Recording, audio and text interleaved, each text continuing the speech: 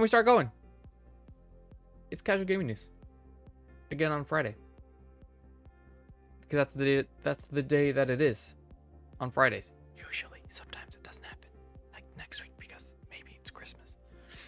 So, short news week this week. Probably because of the holidays. I assume even shorter next week if we even do news next week. We'll see. But yeah, about 10 or so things out here to news about. And then after, we're going to do some gingerbread making, building, creating. So surprisingly, and I'm sure that there was, but I didn't see any on the top stories. No closures this week or no layoffs this week that we know of. But I'm sure there are. It's not reported as a top story. So we're going to get to that later. But first, we can do a follow-up of Sony trying to acquire FromSoft.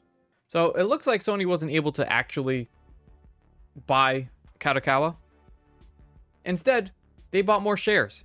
So they're now the largest shareholder for the company at 10%. This is Jordan Midler, VGC. So they already owned shares, but now they raised their ownership percentage to 10%. It was a Sony press release where they claimed it plans to discuss specific initiatives for collaboration, such as initiatives to adapt Kadokawa's IP into live-action films and TV dramas globally, co-produce anime works, expand global distribution of Kadokawa anime works through the Sony Group, further expand publishing of Kadokawa games, and develop human resources to promote and expand virtual production. They are now they're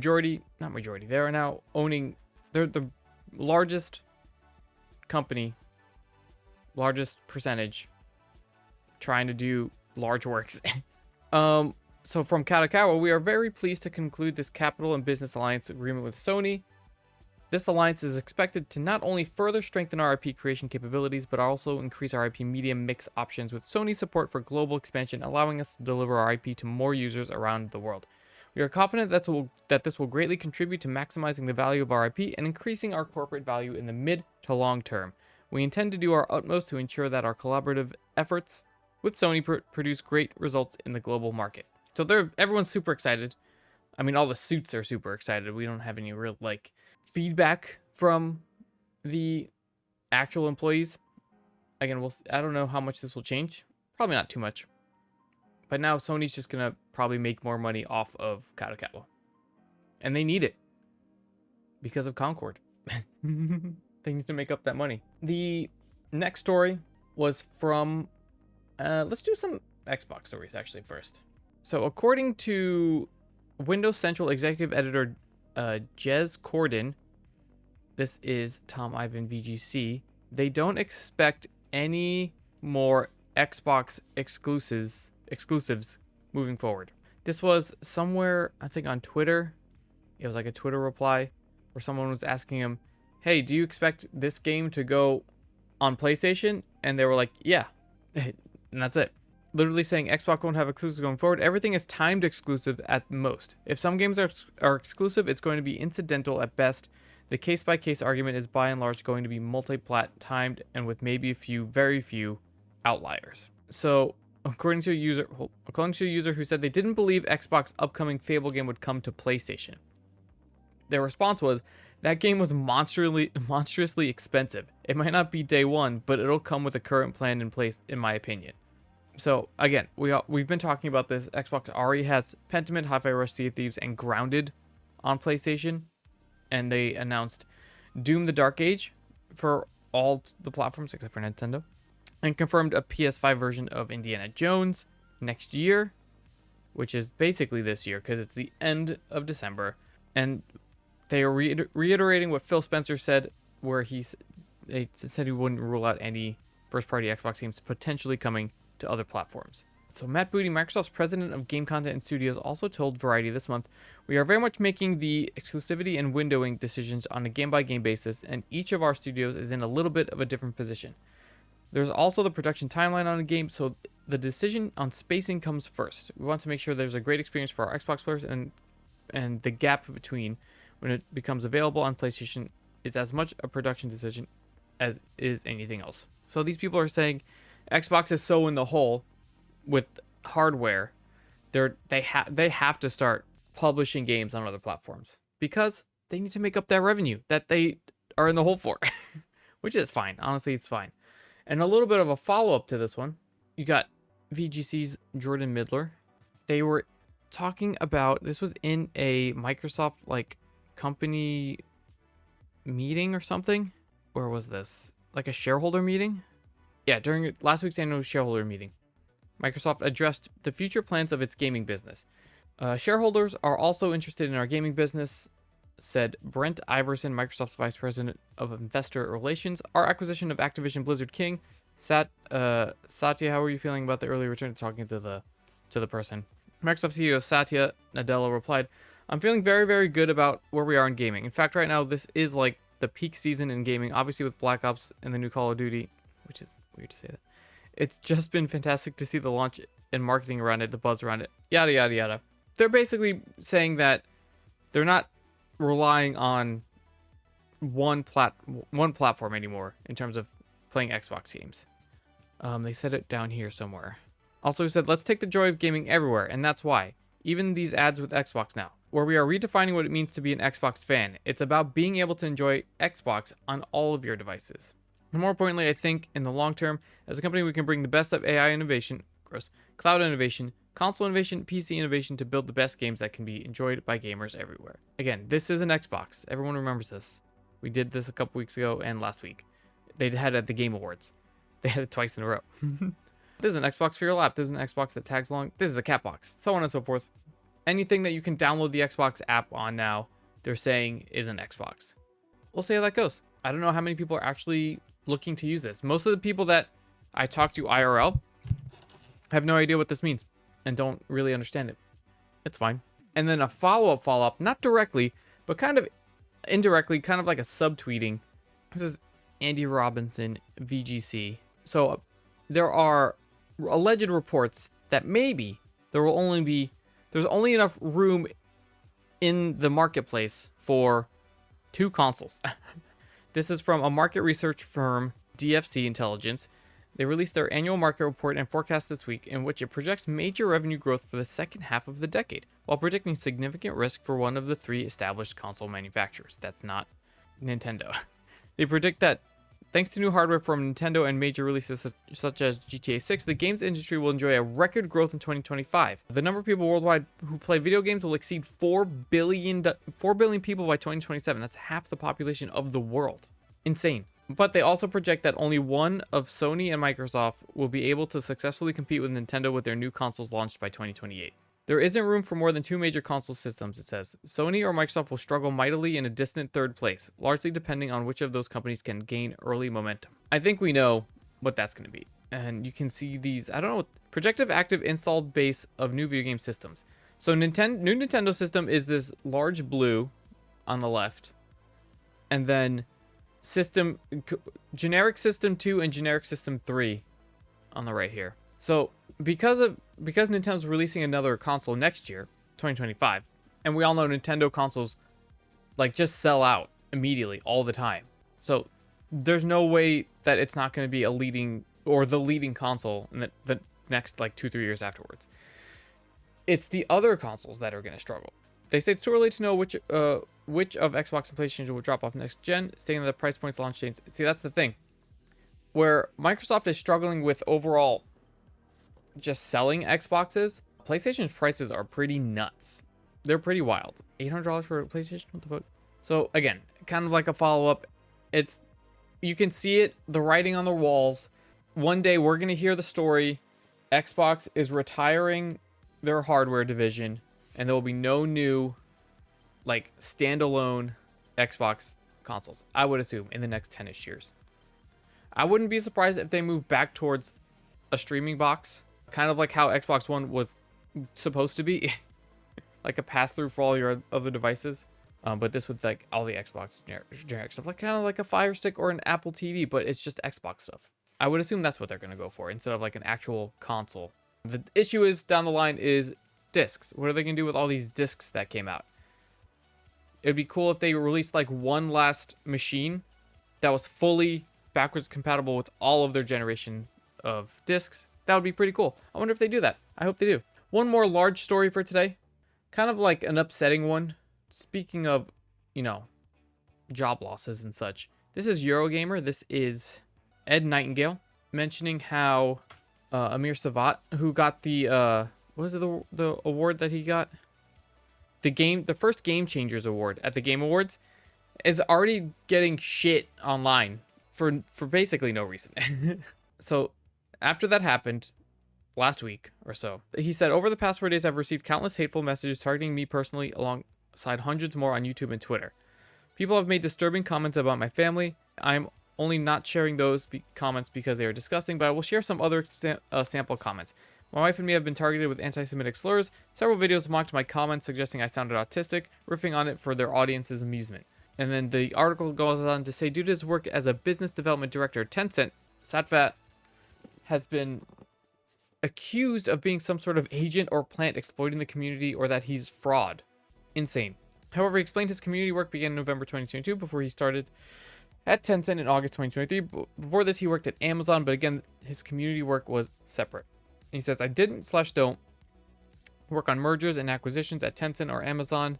This stems from one innocent, erroneous mention of what I do in a Level Infinite article, since corrected to show I only work on investments. And he was also being accused of one of the people that lays off employees. So, like, obviously people would give him shit for that if he's, like, advocating for all these job layoffs and then he's laying people off. But he says, they simply didn't mention Tencent at the Game Awards because it had nothing to do with this community, and they wanted to focus on how we drove this ourselves. I've been accused of creating jail-worthy fraud and mocked for just making one spreadsheet people enter info into. Usually by people who spent all of 8 seconds looking at our site with no understanding of the work we do or the impact we've had. We have 15 resources across 5 different resource homes, and there was a lot of depth to our community, as any of you who have used it know. He surmised, this can happen to you when you sacrifice over 2,000 hours of your time to help the industry. This is the reward for 2 years of service. Finishing the post, he said he would now return to our mission of positive public service. So that's pretty shitty. The one dude that's actually trying to make a difference and is proven to be making a difference, received an award for making a difference, is getting shit on online. But again, it's the internet. That's what happens, but it shouldn't be something that is, like, tolerated at all. So hopefully all those D-bags on the internet, you know, trip and fall on their face. So that's it for the larger stories. We're going to move on to the smaller stories now. I hope Vindraco's still here, because we're going to get right into this story that affects both of us, Vindraco. Dungeons & Dragons Dark Alliance is about to be delisted. This is Tom Ivan, VGC. So the co-op action RPG will remain purchasable up until that date, which is February 2nd, when it's going to be delisted. After which the base game and all of its DLC will remain playable offline in single player only. They said we will be shutting down the Dark Alliance servers on February 24th, 2025, and it will no longer be available to purchase starting that day. The base game and all DLC are still available to play in offline single player by anyone who currently owns it. It was released in 2021, 3 years ago. Well, about like 3.5 years ago. For all the platforms except for Nintendo. Dark Alliance brings to life the world Dungeons & Dragons, an explosive action RPG filled with real-time combat and dynamic co-op. This game was fun. We played this a couple times, and it was actually pretty fun. We never went back to it. I kind of want to now that it's getting delisted, just to see and to check like the DLCs. Maybe the DLCs are like heavily discounted or something. But I would jump back into this just to see how it went, or how it is at this point, because this was pretty fun. I think the last time we played it was like broken and we couldn't like move forward from where we were. It was like there was a bug or something. I don't know if it's a sequel, but again, this game was really fun, and unfortunately it's being delisted. And if it's being delisted, that means the team, whatever team is working on it, obviously if those people don't get moved on to other projects, they will be laid off. So I don't know if there's gonna be another story about I don't know how to say this. Torque Games, TUQUE. Is that a word? Invoke Studios. Whatever studio that is, the original studio turned into Invoke Studios. Apparently. Sometime after the game was released. So that's unfortunate. So hopefully we can jump back. We hopefully have time to jump back into that game. Next, little small news. There is apparently a bunch of fake games on the Nintendo eShop that the creator or developer of Unpacking is trying to get rid of. This is Tom Ivan VGC. The creative director of indie hit Unpacking has called out Nintendo for its apparent inaction over trademark infringement on the Switch eShop. Over the last couple, I had no idea this was going on so rampantly, by the way. Over the last couple of months, several similarly named and themed Unpacking titles have started being sold on Nintendo's online marketplace. They include the likes of Unpacking Deluxe Edition, Unpacking Universe Dreams, Unpacking New Chapter, and Unpacking Chill Music Pack. In late November, Vooks brought these product listings to the attention of Unpacking studio Witchbeam Games and the title's creative director Ren Breyer, who subsequently reported it to Nintendo. It's been over 2 weeks and these are still... This is from a Blue Sky post. It's been over 2 weeks and these are still in the eShop. Nintendo hasn't responded to any of our reports of these egregious scams which are using trademark games. So this is pretty wild. I think they eventually did do something, but like you got Unpacking. I don't even know if that's the real game, but then all of these like AI looking generic things in the background. Like what is that? And then I dug a little deeper into this, and apparently Digital Foundry I think does or has done videos about these. How did I get there before? This one. A knockoff, The Last of Us, was briefly available to purchase on eShop last year before being pulled from sale, once it became to the attention of the IP owner, Sony. So there was apparently a knockoff Last of Us game, The Last Hope, on the eShop. This was August 2023. And this is the Digital Foundry video about it, which I watched a little bit of this just to see what it looked like. And it's wild what they did here. So this is the game. This is the game they put on. Look, that's literally the like low res Ellie from The Last of Us. So it's like it's not exactly like it in terms of like the play style and the story. It's just some dude running around the streets killing zombies. Apparently he's sent from the future to rid the world of the zombie invasion. Look at this. This was being sold on the eShop. Look at this. Not gonna lie, I kind of wanted to play it when I saw this. And it was mostly made from like Unity like content packs that you can buy. Yeah, Unity Asset Store. You can just buy these packs and they just put them into the game. So this is pretty funny. Look at this, the same exact shirt and everything. So there's apparently a lot of these kinds of games in the eShop. I didn't know you could just put your own game on the eShop. I thought it was just all Nintendo stuff. But yeah, that's pretty funny. Hopefully all those companies and games get shit on. Next, the internet is up in arms about Ciri from The Witcher being recast, the voice actor being recast, Jordan Miller, VGC. And there was another story about this where I think the developer or CD Projekt Red said that they were like, they assumed it would happen. But the reasoning is on their side that there's no like bad blood or anything. It's just been like so long. It's just been 10 years or whatever since they made The Witcher 3. So they were like, we're just going to get a new voice actress. So it is Ciara Berkeley, who was cast as Ciri for The Witcher 4 cinematic reveal trailer and in the game. The previous voice actress, Jo Wyatt, was the original voice actor. Again, the internet's really pissed off about it. But again, it's been a long time. Get over it. I'm sure it's gonna be fine. The internet always says something. I bet it's just like they just don't like lady being lead in game. Is really a lot of it. Yeah, sound like there's no bad blood in CD Projekt Red's part. Yeah, I couldn't find a statement anywhere from the original voice actress about it. Kind of similar to like when Frank West was recast in Dead Rising. And then he was like, yeah, I would have done it if they asked, but they didn't ask him. Maybe there'll be a follow-up to this where Jo Wyatt says something about it. But we just have to wait and find out. It's the internet being internet stuff. A couple more things. We've got updates on Elden Ring. This is the original article on IGN, which I'm not a fan of IGN anymore in terms of how they run their website. So we're going to go off of the recap on VGC with Jordan Midler. The original article on IGN was Wesley Yinpool. they were talking about what, you know, us boys, Souls boys have been talking about, where the Night Rain is going to be 3-player or single player, no duo playing, no co-op as two people. So Elden Ring Night Rain will allow players to play the game in 3-player co-op or as a single player, but not a duo. This was announced in the interview with the game director Junya Ishizaki. The game is designed to be played as 3-person team, but you can play as a solo player. When asked if it can be played by 2 players, they replied no, it's either 1 player or 3. The reason that we went with the 3-player focus was that we wanted to retain that sense of accomplishment you get from battling a boss together or from conquering a map together, and that sense of enjoyment, but we wanted to recreate that in a fresh way.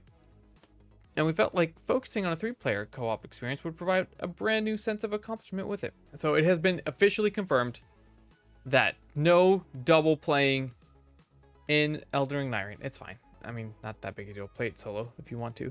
Or if you have 2 friends like we do over here at the Souls Boys Arena. Just the 3 of us. It makes it easier. And another follow-up on this. The playtest, mark your calendars, is coming in. The beta playtest is coming in February. Jordan Miller, VGC. Mark your fucking calendars. You know we're going to try to get into it, but you need to sign up. Sign up if you want to play the playtest. I'm going to do it. I don't know if I'll get in. We'll see. And then that's really it for small news. We're going to move on to chat picks. There wasn't much. There was basically just one little update on something here. Yeah, super short news today. Super short. Just a Twitter post about the new intergalactic heretic prophet stuff. We make big. A little too big. So some details about it from Shinobi602. Over 250 developers have been working on it for the last 4 years. After layoffs, Naughty Dog, not CD Projekt Red, Naughty Dog, my bad. Naughty Dog underwent a restructuring that Neil Druckmann said that would ensure the company could operate as an IP powerhouse. Returns Naughty Dog's roots in an action adventure that started the studio's reputation with Crash Bandicoot. Story is set in an alternative universe where space travel has significantly advanced by 1986. Oh, interesting. That's why it's the like retro future stuff. That's so cool. Play as Jordan Munn, played by Tati Gabrielle, a dangerous bounty hunter who ends up stranded on Semperia, a distant planet whose communication with the outside universe went dark hundreds of years ago. It'd be really funny how much this changes by the time the game comes out. Will be an emotional, character-driven epic journey with the deepest gameplay in Naughty Dog's history, taking our learnings from our previous franchises and pushing them beyond anything we've ever done before. Takes inspiration from classic anime like the 1988 movie Akira and the 1980 series Cowboy Bebop. What a surprise. Scored by 9 Inch Nails artist Trent Reznor and Atticus Ross. Awesome. Here's some stills from the teaser. This looks so fucking cool. Also, PS on news, the Superman trailer came out yesterday. It was pretty sick. Not games, but you know, pretty cool. This looks see this stuff over here looks like, you know, very like almost lifelike. This definitely looks like a game, obviously. Almost lifelike, and this definitely looks like a game. The lighting on this is just so weird. But it's fine. But that's gonna be it for casual game news this week. Again, short, not a lot of news stories, which is fine. Again, it's the slow month for news in games. But that's gonna be it for this week. Tune in next week, where we might do another gaming news because it is Christmas next week. We're gonna take a little short break to set up for Gingerbread House, but that's gonna be it. Like I said, thank you everyone that hung out for live gaming news. Check out the links in the chat, YouTube, Twitter, Discord, TikTok, so on and so forth. And we will see you guys next time.